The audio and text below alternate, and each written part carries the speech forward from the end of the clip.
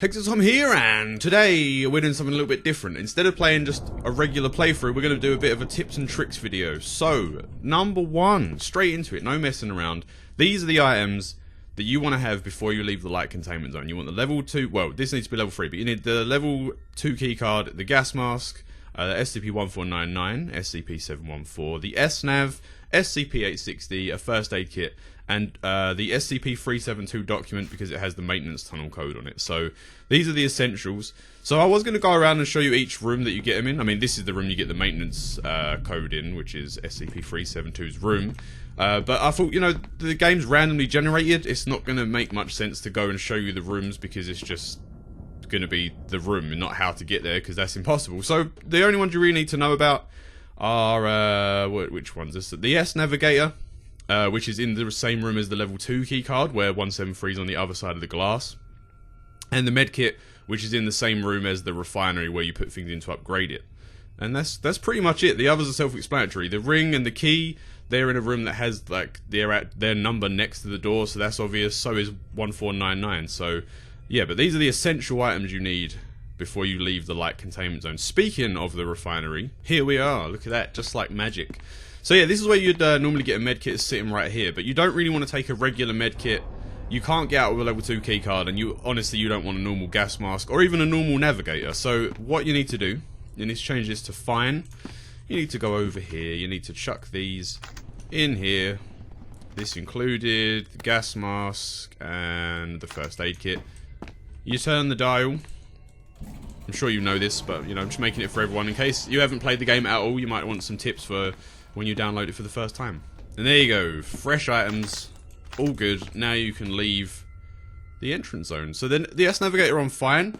It makes it like this. I believe, in my opinion anyway, this is better because it only shows where you've been, although that is showing everywhere around me, so maybe they've changed that. But either way, it's good for navigation. That's why it's called a navigator.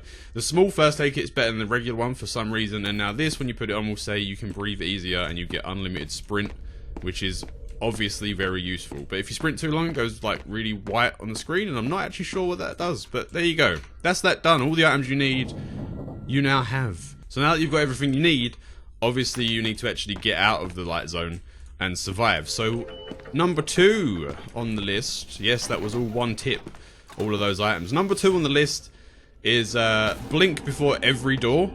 And I know, again, some of these might sound obvious, but if you've never played the game, you might not know this. But if you blink before every door, you've got a lot more chance of not dying. Because say 173 was standing right here, and you open the door when you've got 1 bar of on the blink left, and you blink and die, you know?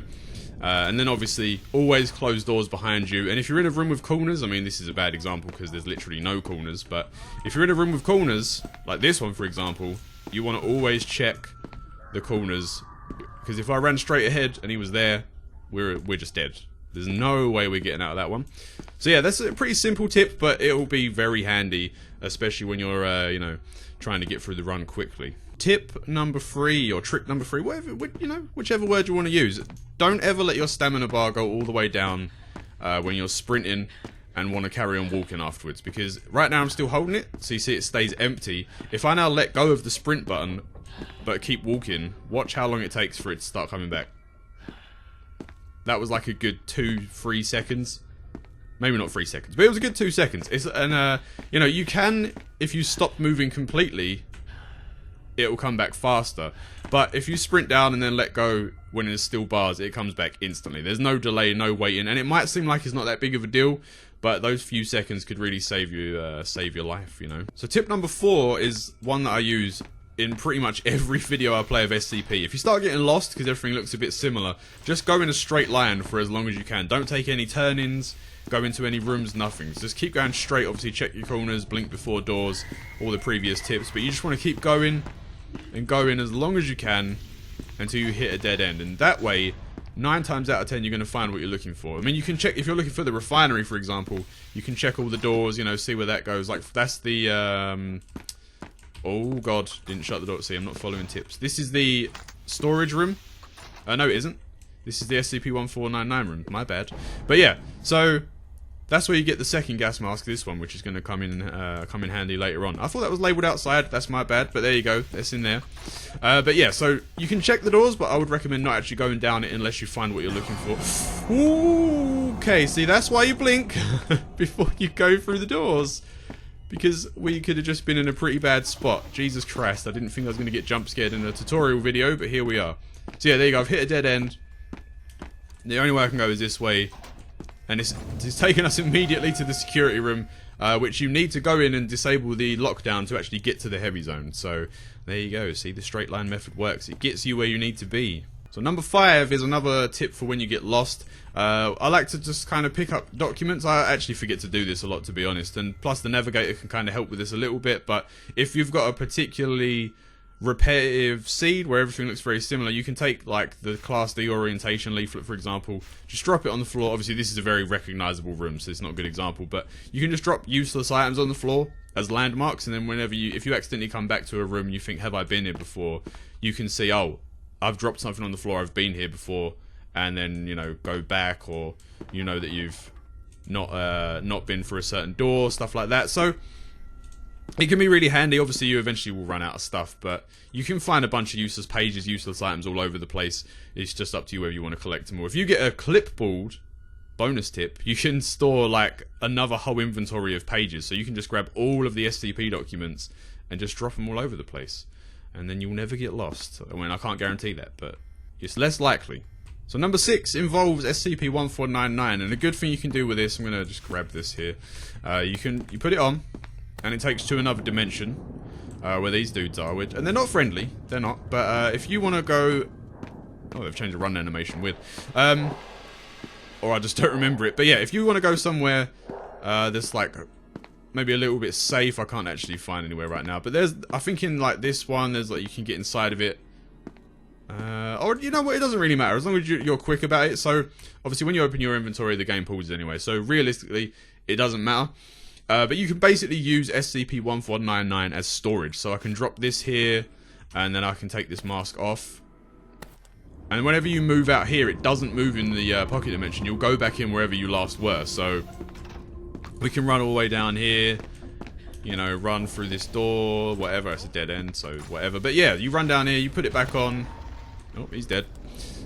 And there you go. You're right on top of it. Like I say, you want to be quick about things, because they will start attacking you, you know, if you take too long. But there you go, free storage. Tip number 7 is also using SCP-1499, and it's to just get away from SCPs. Now, it works better on some SCPs than others. It doesn't work at all with SCP-049. He will just stand there and wait where you were until you come back and then kill you. As far as I know, I've waited a long time, and he just kind of stands around waiting. So maybe he will leave eventually, but from my experience, 049 does not leave. That's the Plague Doctor for the people that don't know the numbers.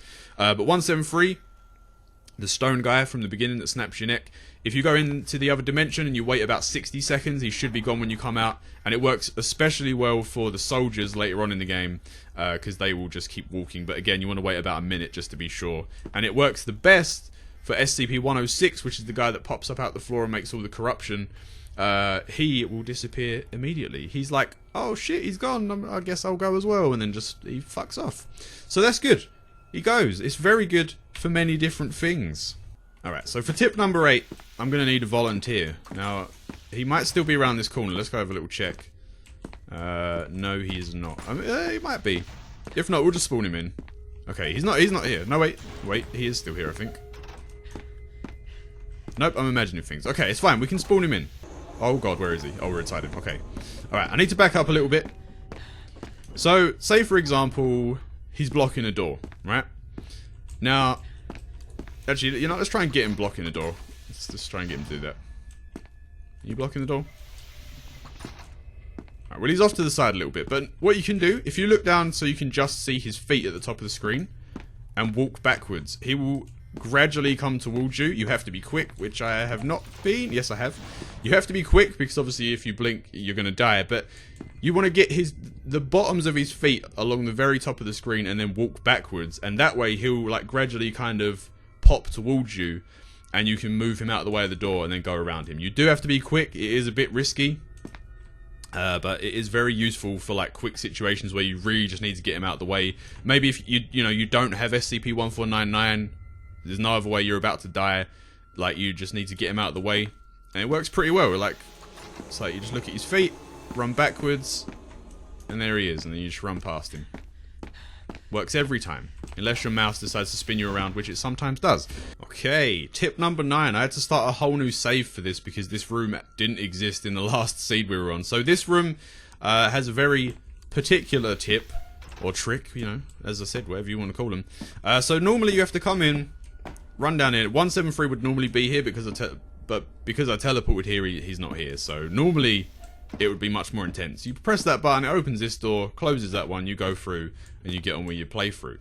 So, it's a very specific tip, but it can be really good, especially if you're like, panicking, or if you're limping, for example, and you don't have time to limp all the way down and limp all the way back. What you can do, you can sort of angle yourself here, so you can press the button and sprint at the same time. You want to face the door, and you want to click and sprint at the same time, and you can run through as it closes and just go straight past. You don't have to go down there and press that button. Like I say, if you're limping and you're a bit slower, it's very useful because 173 will always spawn in this room the first time you're here. So instead of having to go down there with him, you can just walk past sideways like this, close the door on him, and you're nice and safe. There you go.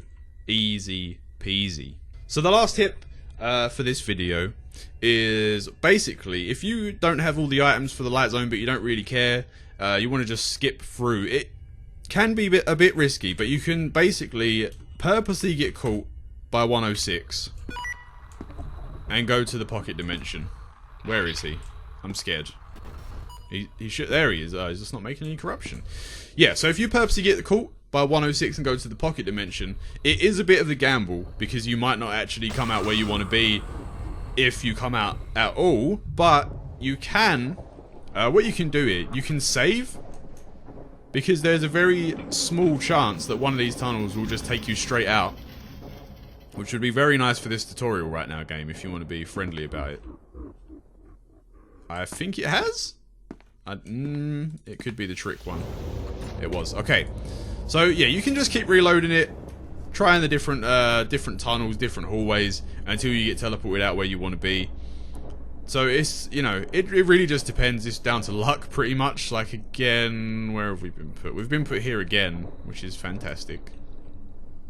Oh, no, wait, this is the room where I can never figure out how it works. We'll just walk in a straight line and hope for the best. But, yeah, so pretty much it's just down to RNG, whether you get lucky or not. I believe we are out. There we go. Perfect. This is exactly where I wanted to be for the video. So there's a few places you can come out. This is one of them. This is one of the better ones, because this room already, but this is a new save, so I have nothing on me, but this room has a level 3 keycard in it, and is already in the heavy zone. So immediately, as soon as 106 is spawned in the game, get captured by him on purpose, save the game, try the different walkways, and there you go. You're now in the heavy zone with a level 3 keycard without having to do anything at all other than wait around in the light containment zone. I don't recommend doing that. I recommend you at least have a gas mask and maybe a medkit. Although, actually saying that, there's a medkit in here. If I can turn around, there it is. Although it's not a small one, but this room's pretty good to spawn in. You've got eye drops as well with batteries, so it's a pretty good room. And you can actually spawn straight into his containment chamber as well, where you'll get a level 5 keycard, which is arguably even better. And there might even be a medkit in there as well. No, I don't think there is. So, but yeah, this is one of the better rooms to spawn in. His actual chamber's pretty good as well. You get a level 5 straight away, which means you can pretty much go straight through to the entrance zone. So yeah, that's that. That's my tips and tricks for SCP. I thought I might as well do one of these videos. I've been playing SCP for a really long time. Sorry if it was a bit weird. Like, I don't really do tutorial videos, but I thought I've been playing it for such a long time, and I know a bunch of random little things, that I might as well make this video. But I'm sorry if some of these are a bit obvious, but I wanted to make it for people that are new to the game, as well as some for people that, are not so new. But hopefully it helped you in some sort of way. But that's going to be it for now. So I might do another one if I come up with some more tips and tricks. There's a few more I can think of for like the heavy zone, so maybe I'll do some of them in another video. But 10's probably good for now. So yeah, that's going to be it for today. So thank you so much for watching. If you enjoyed the video, don't forget to like and leave a comment down below, or subscribe to the channel for more videos, and it's massively appreciated. As always, I'll see you in the next video, and goodbye.